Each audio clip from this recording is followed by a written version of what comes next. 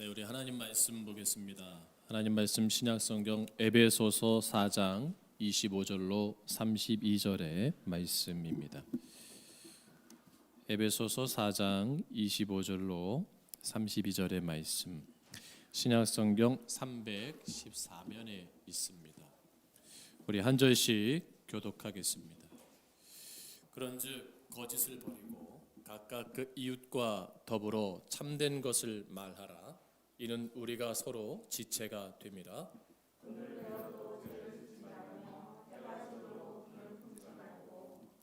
마귀에게 틈을 주지 말라.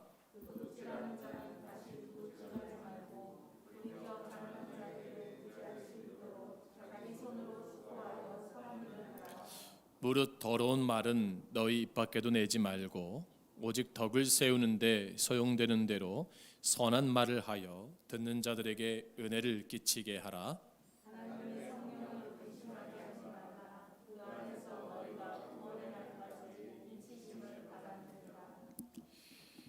너희는 모든 악독과 노함과 분냄과 떠드는 것과 비방하는 것을 모든 악의와 함께 버리고 서로 친절하게 하며 불쌍히 여기며 서로 용서하기를 하나님이 그리스도 안에서 너희를 용서하심과 같이 하라.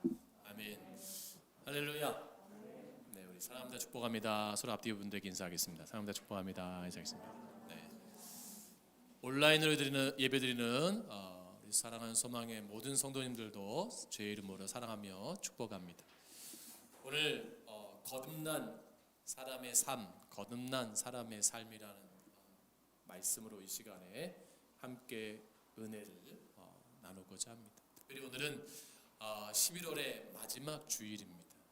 한 해를 마무리하는 주일이라고 생각이 되고요. 또 지난 시간을 돌아보는 이 시점에서 우리가 어떤 삶을 살았고 또 어떤 삶을 살아가야 되는가에 대한 그런 정리하는 시간이 아닌가 생각이 됩니다. 그래서 오늘 이 본문의 말씀 우리에게 한 해를 정리하고 또 새로운 것을 도전하는 가운데 정말 우리에게 필요한 말씀이 아닌가 함께 나누고자 합니다.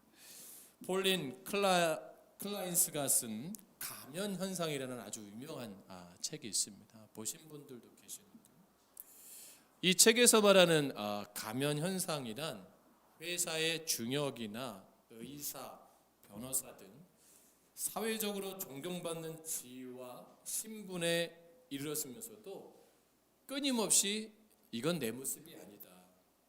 이건 내 참 모습이 아니다. 언젠가 가면이 벗겨질지 모른다라는 그러한 망상에 시달리는 현상을 가면 현상이라고 합니다. 그러니까 폴린 클라인스가 이 저자가 뭐라고 말하냐면 미국에서 성공한 사람 특히 그러한 의사, 변호사, 국회의원, 대기업의 중역 가운데 무려 70% 이상이 이 가면 현상에 시달리고 있다고 합니다. 그래서 진짜로는 아니면서도 잘하는 척, 많이 아는 척, 대단한 척, 그리고 착한 척, 그리고 경건한 척, 겸손한 척, 척척척 산대요. 그것을 뭐라 그래요? 가면의 삶.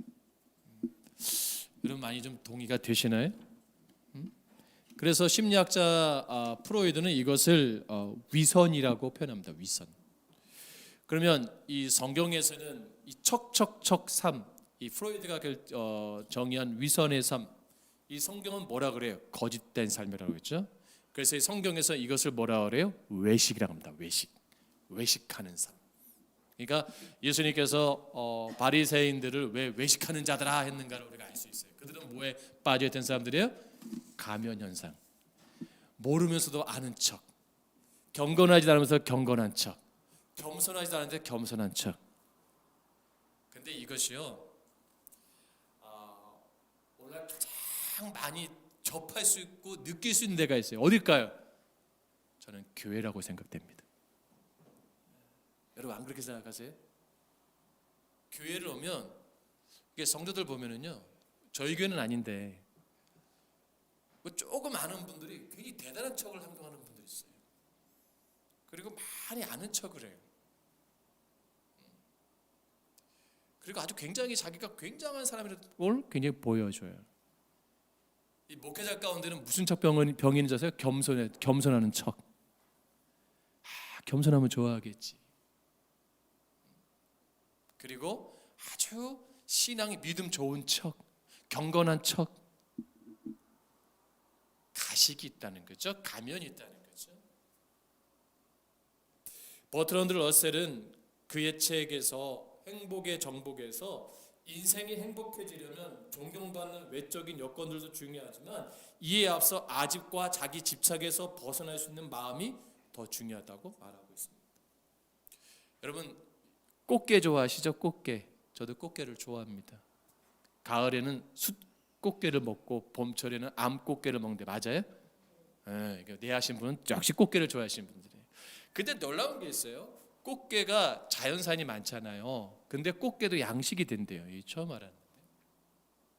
양식은 뭐 크게 많이 없으면 양식으로도 키우는데 이 꽃게가 성장하기 위해서는 몇 번의 그 허물을 벗어야 되는가라는 거예요.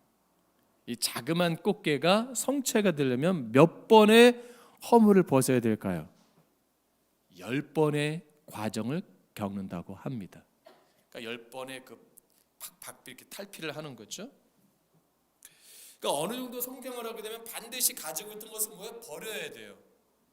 또 어느 정도 성장하면 또 가지고 있던 것은 뭐예요? 그 껍데기를 어떻게 해요? 버려야 돼요. 그래야 성장한다는 거예요. 그럼 우리 사람들은 얼마나 성장함에 있어서 허물을 벗을 때, 그 허물을 깰 때 진정 제대로 된 온전한 사람이 될 수 있을까라는 거예요. 우리는 이 질문 앞에 바로 서야 됩니다. 왜요? 우리는 잘 알고 있잖아요. 나는 누구예요? 나는 하나님의 사람이잖아요. 하나님의 자녀잖아요. 그럼 내가 하나님의 사람으로서, 하나님의 자녀로서 내가 무엇을 깨야 되고 무엇을 버려야 되고 무엇을 포기해야 되는가? 이건 굉장히 중요한 질문이잖아요. 왜? 난 성숙하고 자라야 되잖아요. 믿음의 장성한 분량까지 뭐예요? 바울은 뭐예요? 자라나야 된다고 말씀하고 있거든요. 그러니까 나의 존재를 바로 아는 것은 나의 존재를 바로 알 때 뭘 깨달았게 돼요? 하나님, 난 죄인입니다. 할렐루야. 이제 죄인인 걸 깨달으면요, 위선적인 것은 뭐예요? 버리게 돼요. 하나님 그것을 원하시는 거예요. 가식적인 가면의 것들을 버리기를 원해요. 근데 사람들은 좋아한단 말이에요, 그것을.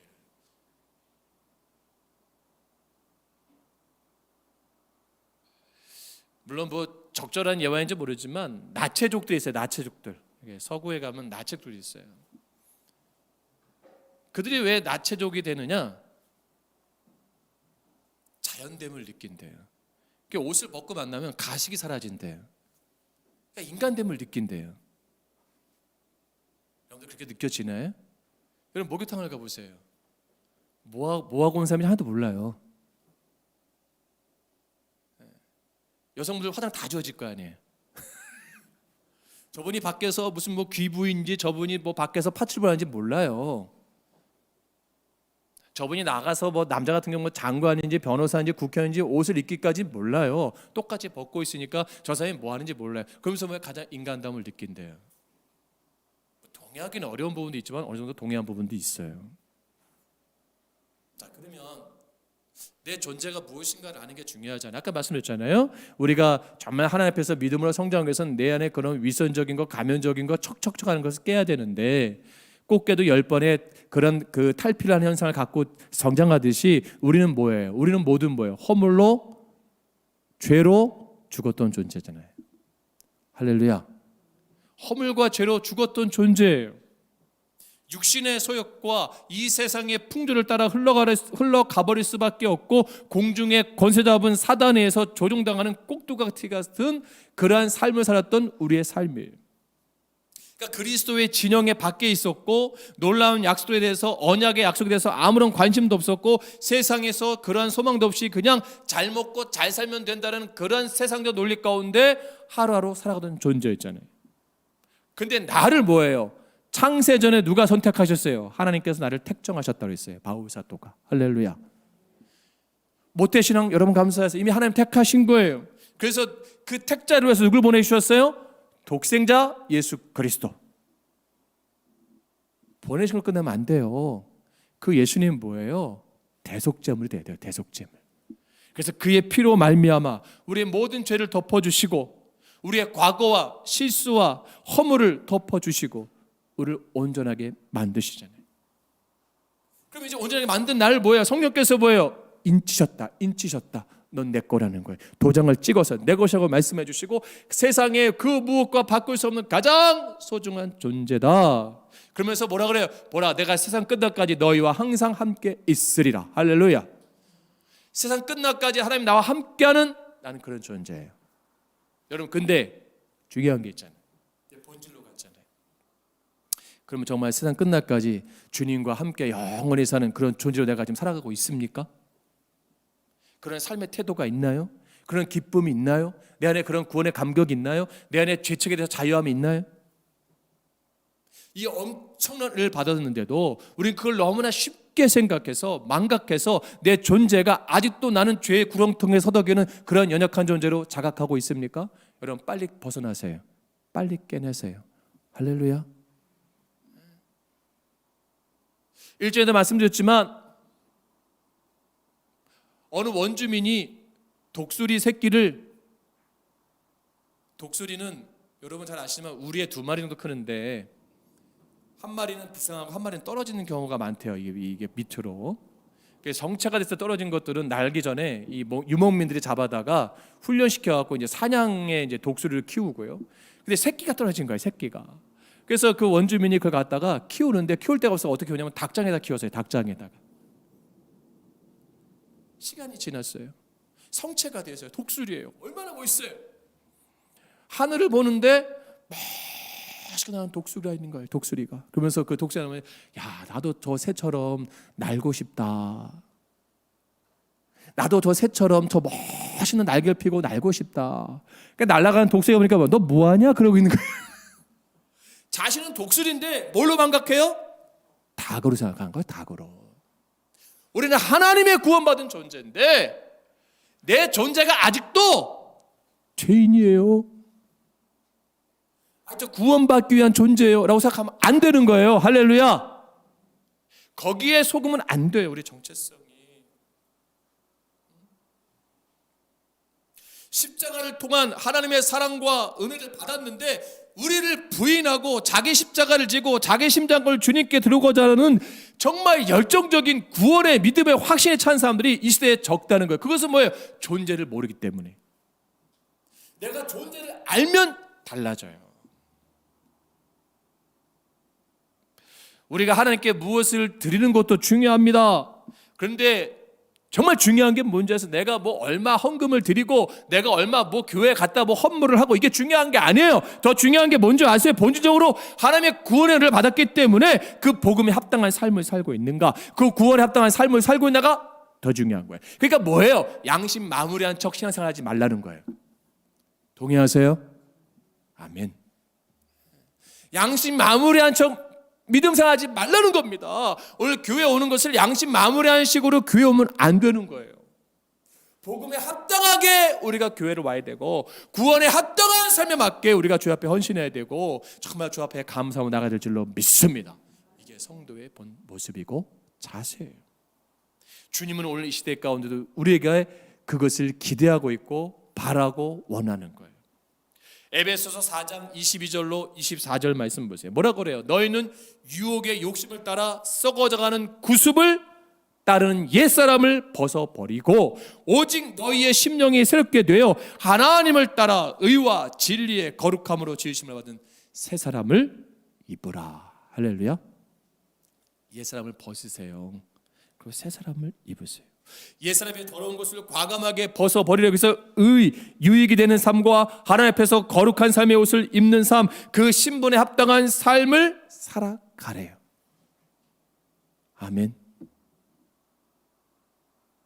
과거 우리 조선시대에는요, 신분을 평가할 때 뭐로 평가한 줄 아세요? 의복으로 평가했어요. 의복으로. 옷을 보면 저 사람의 신분이 드러나는 거예요. 그래서 그런 어떤 사대부적인 풍습이서는지 몰라도 이 한국 사람들은 이 보여지는 것에 상당히 예민해요.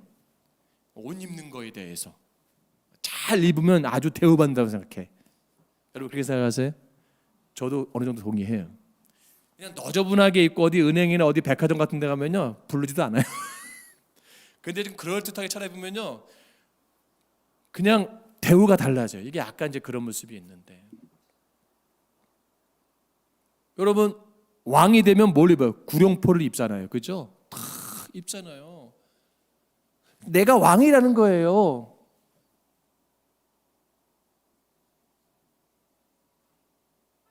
옛날에 옷을 입으면 안 되는 거예요. 내가 군대에 들어갔어요. 그러면 여러분 소포로 자기가 입고 있는 옷을 다 집으로 보내잖아요. 나는 뭘 입어야 돼요? 군복을 입어야 돼요. 제대해야 벗는 거예요. 여러분 무슨 옷을 입고 있어요 지금? 옛사람의 구습을 쫓는 썩어져갈 옷을 입고 있습니까? 아니면 새 사람의 옷을 입고 있습니까? 이게 중요한 도전입니다. 우리가 왜 고민하고 우리가 왜 갈등하는 줄 아세요? 옛사람의 옷을 벗지 못하기 때문이에요. 주님은 우리에게 도전해요. 버려라. 할렐루야. 25절 말씀 보세요. 본문에 25절에 뭐라고 말해요? 그런즉 나오죠? 그런즉. 그렇죠? 그런즉. 이게 그러므란 뜻이 접속사인데, 우리가 구원을 받았고 하나님의 자녀의 신분을 가졌기에 이제 그러므로 이러한 삶을 살아야 됩니다라고 권면하고 있는 거예요. 그러니까 그런즉에다 자기 이름을 써보세요. 자기 이름을. 김한용은 거짓을 버리고, 여러분 이름도 써보세요. 재밌잖아요. 뭘 버려요? 거짓을 버리래요.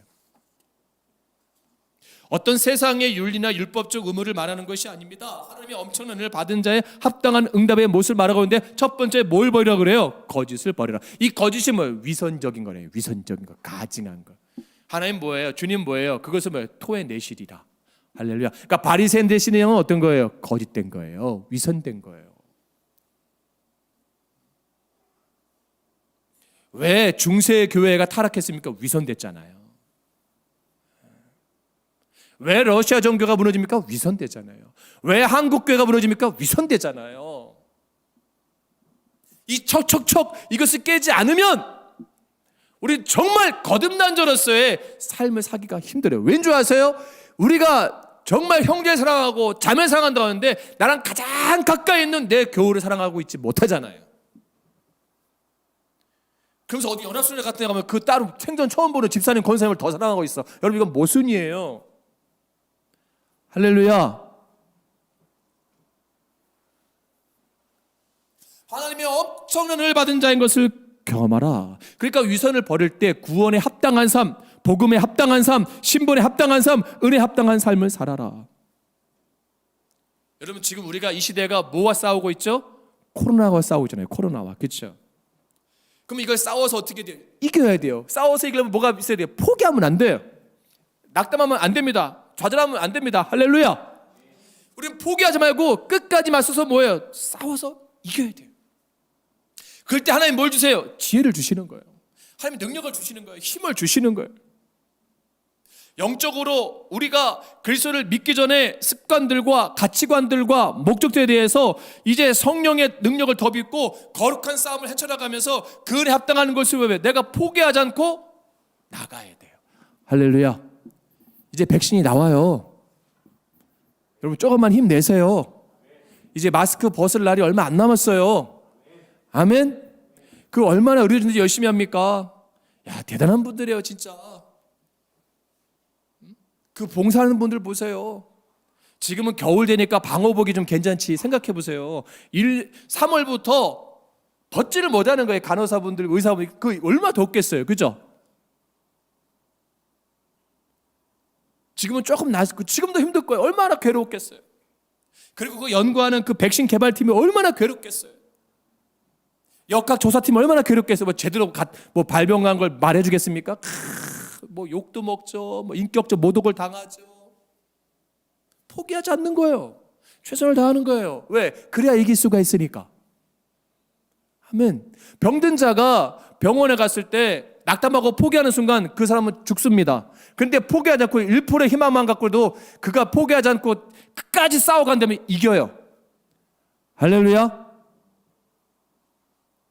안산제일교회 목사님, 원로 목사님, 고은 목사님 계시잖아요. 그분은 암이 온몸에 다 퍼졌는데 위장암, 뭐 대장암, 뭐 온몸에 폐암, 뭐 이런 거 다 가셔가지고 우리가 잘 알잖아요. 살 확률 0.001%.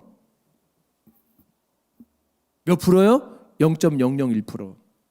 근데 사셨어요. 할렐루야. 사셨어요. 포기하지 않으니까. 교회가 포기하지 않는 거예요. 그 목사님을 위해서 기도하는 거예요. 금식하며 기도하며. 어느 권사님이 본인이 암이 걸리셨어요. 이분은 고칠 수 있는 병이에요. 하나님 앞에 기도해야 돼. 하나님 내 생명을 가져가시고 내 남은 생명을 목사님께 주세요. 까지 기도한 교회예요. 포기하지 않을 때 기적을 경험합니다. 지금 포기하신 분들 있어요? 혹시 자녀 포기하신 분들 있어요? 내 남편 포기한 분들 있어요? 내 아내, 내 부모? 이제 내 신앙 포기하려고 오늘 내가 오늘까지만 교회 다니고 끝나야겠다 하는 분들 있어요? 그럼 그냥 끝나는 거예요. 그 사람들은. 포기하지 않을 때 승리할 줄로 믿습니다. 여러분 코로나 그 이상의 것들도 많았어요. 과거에 엄청나게 많았어요. 그런데 뭐예요? 믿음의 사람들은 뭐예요? 믿음을 포기하지 않았어요. 할렐루야. 생명을 걸고 예수 믿은 거예요. 왜? 구원받은 자니까. 그러면 이제 우리가 벗어날 게 진짜 이제 그런 위선적인 것을 버리기 위해서 아까 거짓을 버리라고 했는데 거짓은 뭐예요? 부정적인 거잖아요. 부정적인 거. 여러분 그럼 내가 거짓 때문에 가장 부정적인 걸 잘 드러내는 게 뭐예요? 여러분 삶에 있어서 말이에요. 말. 언어입니다. 언어. 그럼 이 언어를 뭘로 바꿔야 돼요? 싸우는 언어에서 뭘로 바꿔야 돼요? 믿음의 언어로 바꾸세요. 할렐루야. 축복의 언어로 바꾸세요. 우리 아내가 당신이야 그러는 것 같은데. 보세요. 29절 말씀해 보세요. 29절 말씀 같이 봉독합니다. 시작. 무릇 더러운 말은 너희 입 밖에도 내지 말고 오직 덕을 세우는데 소용되는 대로 선한 말을 하여 듣는 자들에게 은혜를 끼치게 하라. 아멘. 위선되게 가증스럽게 립서비스라는 얘기가 아니에요. 이게는 뭐예요? 그 영혼을 사랑하고 영혼을 따뜻하게 하고 영혼을 살릴 수 있는 말을 해라 라는 거예요. 더러운 말 하잖아요. 우리가 험담하잖아요. 음담패설하잖아요. 없는 말을 만들잖아요. 이것을 버리라는 거예요. 가시돋친 말로 다른 사람의 마음을 아프게 하지 말아야 된다는 거예요. 여러분 자녀에게 절대 하지 말아야 될 말 가운데 세 가지가 있어요. 부모가 자녀 교육에 있어서 뭔지 아세요? 절대 다른 아이와 비교하면 안 됩니다. 이거는 그 아이를 완전히 망치는 거라고 나옵니다. 절대 내 자녀를 특별히 여러분 뭐 사촌지간에 누가 뭐 비교될 대상이 있으면 절대 비교하면 안 돼요. 여러분 교회 아이들은 또래가 많잖아요. 지금 그죠? 우리 아이들 그죠? 또래 많죠? 지금은 비슷한데 여러분 제가 분명히 공고합니다. 비교하지 마세요. 아멘. 비교하지 마세요. 누구에는 야 이번에 누구에는 100점 맞은 너 이거 9점 이게 뭐야? 이러면 안 돼요. 그 애는 조금 잘한 것 뿐이지. 맞잖아요. 조금 잘해서 100점 맞은 거지. 아멘. 절대 비교하면 안 돼요. 뭐 신체적인 거, 외모적인 거, 정서적인 거, 가정적인 거 절대 그렇게 하면 안 됩니다. 잘못하면 아이가 삐뚤어지고요. 잘못하면 너무 교만해질 수 있어요. 굉장히 이거 세 가지가 나오는데 어차피 여러 가지도 있지만 여러분 보세요. 우리가 그런 말을 하잖아요. 여러분 소망교회에 대해서 여러분 긍정적인 말씀을 많이 하세요? 부정적인 말씀을 많이 하세요? 여러분 속으로 대답하세요. 속으로. 나 시험 드니까. 그럼 여기 있는 목사에 대해서 여러분 긍정적으로 나가서 말씀하세요? 부정적으로 말씀하세요? 속으로 대답하세요. 목회를 그만둘 수도 있으니까. 저도 똑같아요. 그러니까 서울에 그런 노래 부르면 안 돼. 여러분 중요한 것은 뭐예요? 이제 내 말, 이제 부정적인 말, 부정적인 입술, 언어가 습관적으로 이제 뭐예요? 이제 뭐예요? 달라져야 돼. 말투가. 신분이 바뀌면 말투가 바뀌더라고요. 야, 이게 참 놀라워요.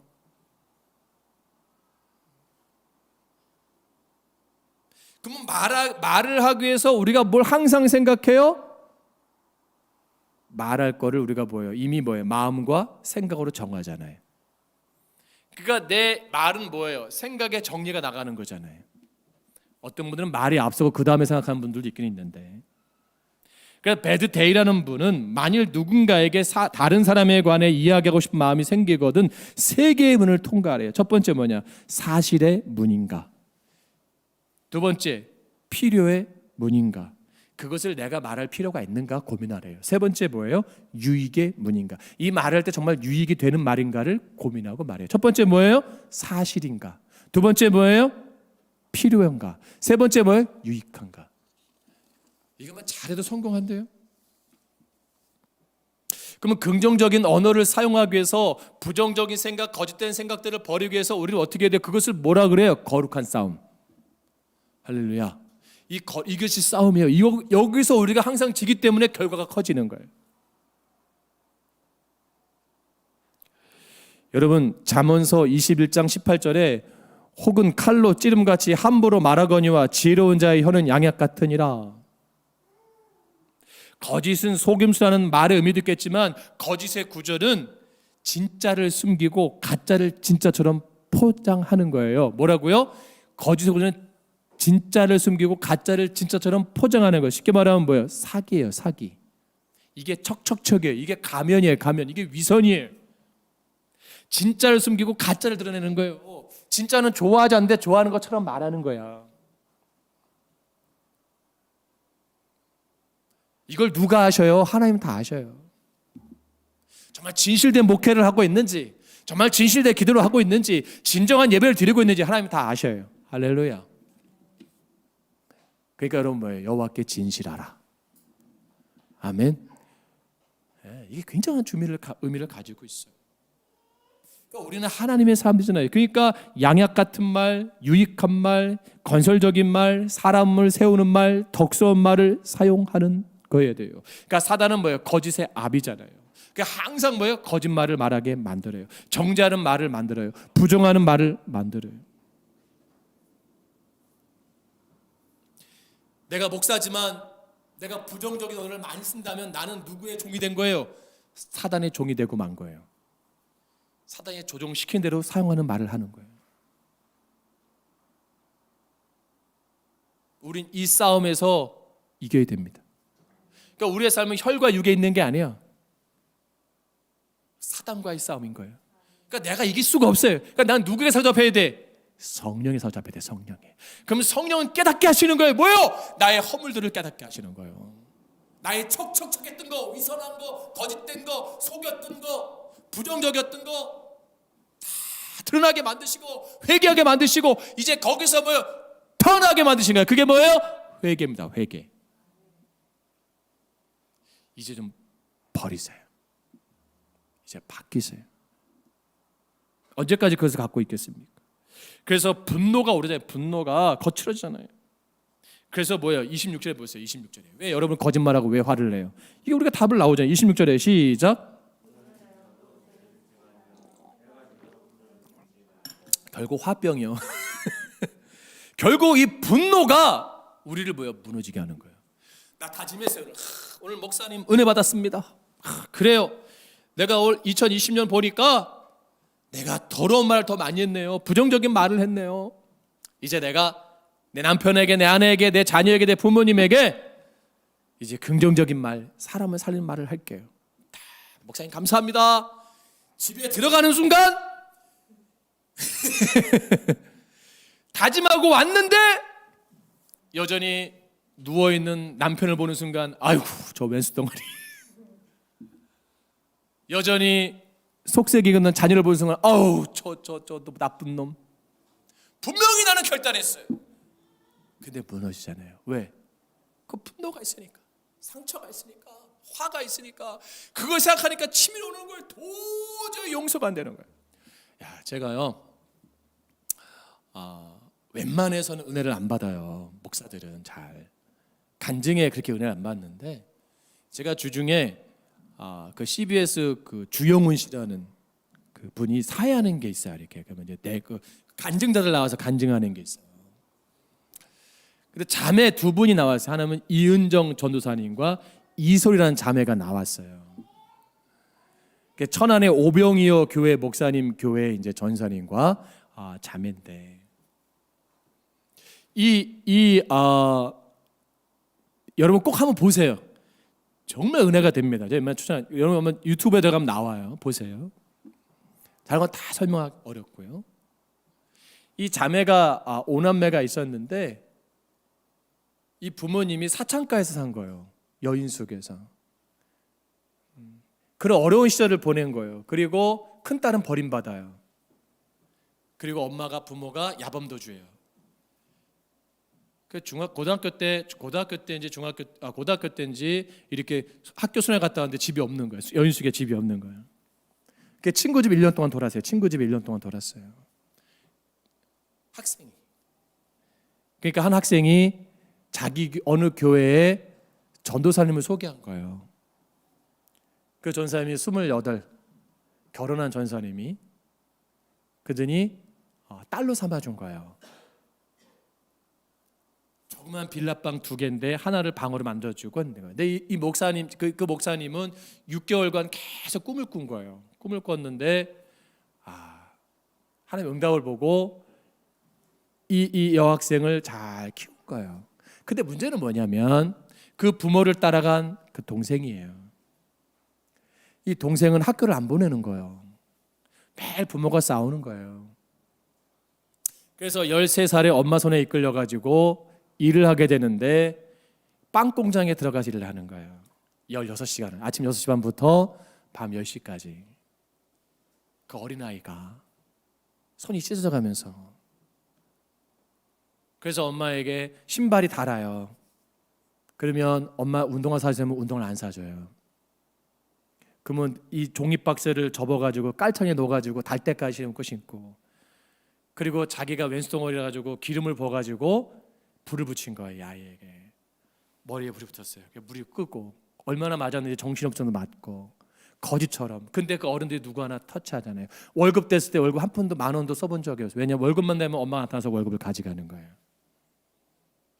근데 그 언니가 알게 됐어요. 찾아왔어요. 원주로 찾아왔어요. 그렇게 말합니다.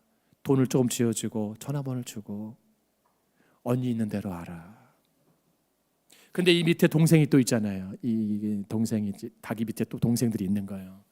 이 아이가 쉽게 발이 떨어지지 않아요. 근데 그 아이가 용기를 내서 그 돈을 가지고 전화를 해서 고속버스 원주 터미널 타가서 천안행 버스를 타고 가는데 이 아이가 졸도를 합니다. 왜냐하면 엄마 아빠가 쫓아올 것 같은 거예요. 이렇게 내려서 살았는데 같이 사는 목사 전사님하고 언니가 나온 거예요. 딱 이제 터미널 앞에. 근데 아이가 완전 거지인 거예요. 거지. 슬리퍼에 양말도 없고 머리는 다 타고 이빨도 다 맞아갖고 부러져 있고 손 다 찢어져 있고 이렇게 덜덜덜 떨고 있는 거예요. 이제 한 17살 된 아이가. 근데 놀라운 게 있어요. 이 아이가 회복되는데 3년이 걸립니다. 몇 년이요? 3년이 걸려요. 왜 한 번도 사랑을 받아본 적이 없어요. 이게 이제 이게 이제 불안하고 초조하고, 근데 끊임없이 사랑하고 끊임없이 위로해주고 끊임없이 교회들이 성도들이 사랑해주고 격려해주고 하니까 회복이 됐어요. 할렐루야. 지금은 아주 그 파스타를 잘 만드는 셰프가 됐어요. 자세한 내용은 어려이기 때문에 뭐 말씀드릴 수는 없지만 지금은 완전히 변화됐어요.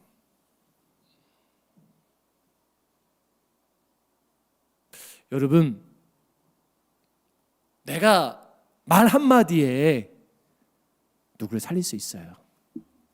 할렐루야. 말 한마디에 누구의 영혼을 죽일 수도 있어요. 여러분, 화 있잖아요. 분내는 거 있잖아요. 버리세요. 그러니까 이 질문, 주성은 그분이 물어보더라고요. 어머니가 원망스럽지 않으세요? 어머니를 받아들일 용기가 있습니까? 받아들일 용기 없대요. 그래도 사랑하셔야 되잖아요. 그 엄마도 불쌍한 영혼 아니겠습니까? 인정한대요. 그러면서 뭐 하냐면 단 조건이 있대요. 우리 엄마가 달라졌으면, 그리고 예전 같은 삶을 살지 않고 달라진 삶을 살고 있고, 주님의 마음을 닮아 있으면 받아들이겠대. 여러분, 우리가 진짜 분노의 대상이 누구예요? 불의한 거예요. 아멘. 진짜 화날 건 불의한 거예요. 사단의 세력 앞에 우리가 분을 내야 돼요. 근데 우린 비겁해요. 진짜 분을 내야 될 땐 분내지 않고요, 꼭 약한 대상에 분을 내요. 화를 내요. 이게 사단이 좋아하는 거예요.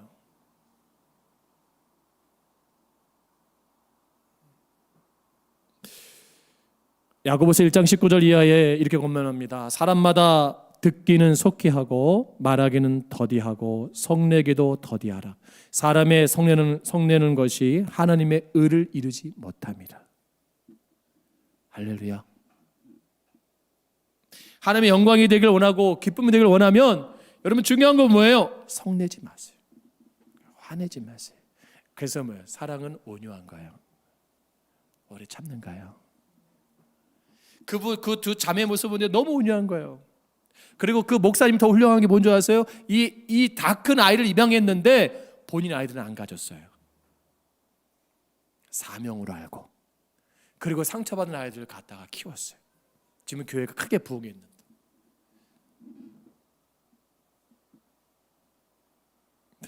진짜 우리가 싸워야 될 것들, 진짜 분해야 될 것들, 부정적인 감정, 그 연약함들을 우리가 이겨낼 것은 뭐예요? 하나님의 의를 거스르는 걸 우리가 분을 내야 됩니다. 내가 왜 하나님의 삶을 살지 못하는가 분을 내야 돼요. 아멘. 나는 왜 긍정의 언어를 사용하지 못하는가 분을 내야죠. 이런 건 분내지 않아요. 우리가 하나님, 내가 하나님의 자녀인데 내가 왜 이렇게 살아야 됩니까? 거기에 화내는 게 없어요. 하나님 살기 위해서 도와주세요. 항상 이렇게 말하죠. 그래서 우리 안에 중요한 게 뭡니까? 우리 안에 30절 말씀 보세요. 30절 말씀 같이 본답니다. 시작. 하나님의 성령을 근심하게 하지 말라. 그 안에서 너희가 구원의 날까지 인치심을 받았느니라. 아멘. 여러분, 성령을 근심케 하지 마세요. 내가 성령을 근심하는 거 여러분 의분을 내셔야 돼. 성령을 근심했던 거에 분을 내야 돼. 내가 예배를 똑바로 못 드렸고, 내가 척척척했고 가면적인 현상을 가지고 생활하고 믿음 생활하고 신앙생활하고 삶을 살 때면 거기에 대한 분노가 있어야죠. 그런 분노가 거룩한 분노예요. 다윗이 골리앗 앞에 섰을 때 분노가 진짜 분노입니다. 아멘. 여호수아 갈렙이 옷을 찢을 때 분노가 진짜 분노예요. 예수님이 성전에서 그 물건 파는 자들에게 불을 내실 때 그게 진짜 분노고 그게 의란 말이에요. 우리는 근데 그런 거엔 전혀 침묵하잖아요. 그런 거엔 전혀 우리가 조용하잖아요. 그리고 정말 하지 말아야 될 것에 우리가 분노하고 우리가 화내고 있잖아요. 그것은 뭐예요? 성령에 충만하지 않기 때문에. 그래서 여러분, 우리의 감정을 잘 다스리시고 절대로 교회에서는 싸우면 안 됩니다. 할렐루야. 교회에서는 절대 분을 내도 안 되고 싸워도 안 됩니다. 혹시 어제 저녁에 싸우셔서 지금 부부간에 관계 안 좋으신 분들 있어요? 빨리 화해하세요. 어제 부모님과 좀 마음이 불편하신 분들 있어요? 빨리 용기를 내셔서 엄마 죄송해요. 그냥 그렇게 한마디 하세요. 뭐가 어렵습니까?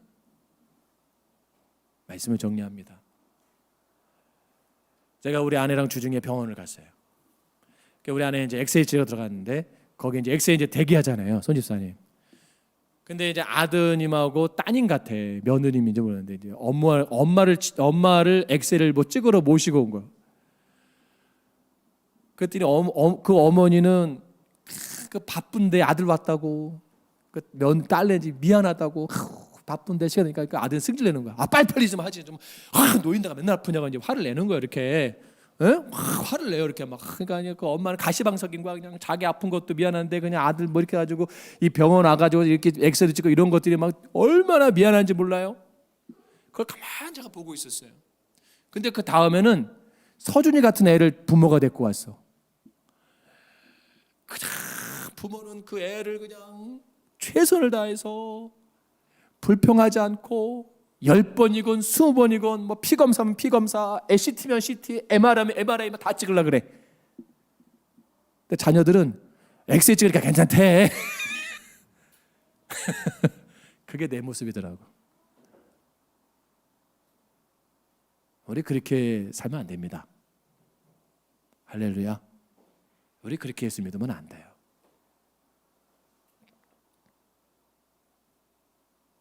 내가 왜 사는가? 여러분 항상 고민하세요. 난 하나님의 사람이잖아요. 성령이 살아서 잡히면요, 내 안에 사랑이 충만해질 수밖에 없어요. 내 안에 사랑이 넘칠 수밖에 없어요. 그거 나는 뭐예요? 섬기는 자가 되는 거예요. 그래서 서로를 사랑해 주시고 섬겨 주셔서, 여러분 저는 그렇게 생각해야 돼요. 여러분 남편이 회사 생활하다가 너무 화난 일이 많아, 분노가 많아, 스트레스 많고 집에 왔을 때 여러분 아내가 따뜻한 미소로 그 분노를 녹여주세요. 할렐루야. 여러분 아내가 극심한 스트레스가 많아, 자녀로 양육으로 여러 가지로, 그럼 남편이 따뜻한 미소로 그 분노를 녹여주세요. 세상에서 그 화가 많고 분노가 많은데 교회 안에 목사님 이상 쓰고 있어. 그러면 안 되잖아. 아니 뭐야, 어디가 나보고 어디 가라는 거예요? 제가 인상이 좀 강한데